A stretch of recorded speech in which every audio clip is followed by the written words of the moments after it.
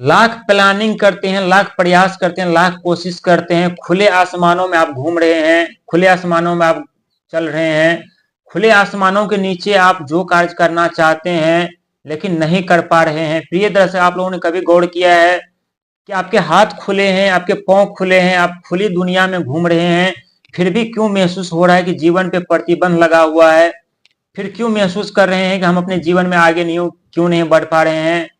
फिर आप लोग क्यों महसूस कर रहे हैं कि इतने कड़ी संघर्ष कर रहे हैं, मेहनत कर रहे हैं, प्रयास कर रहे हैं, फिर भी उसका रिजल्ट नहीं देखने को मिल रहा है?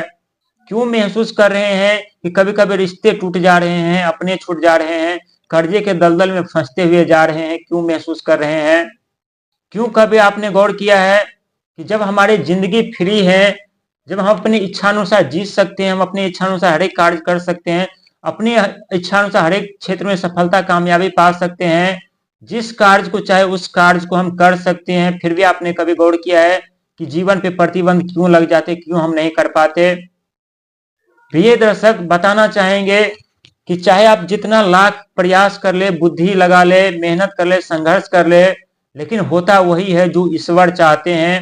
और ईश्वर यदि चाहते हैं और यदि आपके आपके ऊपर यदि प्रतिबंध लगाए हुए हैं और यदि आप ऐसा महसूस कर रहे हैं कि हम अपने जीवन में आगे नहीं बढ़ पा रहे हैं, कोई ऐसे नहीं कार्य कर पा रहे हैं, जीवन ऐसे नर्क सा बना हुआ है, तो यहाँ आप लोगों को गौर करने की जरूरत है। क्योंकि ब्रह्मांड में जितने भी ग्रह है वो पत्थर ही नहीं बल्कि जीते जागते देवता है। जो हम और आप कर्म धर्म करते हैं उसका पूरा का पूरा हिसाब और किताब ब्रह्मांड में होता रहता है, उसी प्रकार हमें फल प्रदान करते हैं, उसी प्रकार हमें फल मिलता है। और यदि आप अब ऐसे महसूस कर रहे हैं कि हमारे जीवन पे प्रतिबंध लगा हुआ है, सफलता नहीं मिल रही है, कामयाबी नहीं मिल रही है, जीवन में संघर्ष करना पड़ रहा है, मेहनत करना पड़ रहा है, लेकिन रिजल्ट जीरो देखने को मिल रहा है, तो घबराने और डरने की जरूरत नहीं है। क्योंकि आप वो व्यक्ति है जिस व्यक्ति को ईश्वर ने स्वयं अपने हाथों से रचा है, अपने हाथों से बनाया है।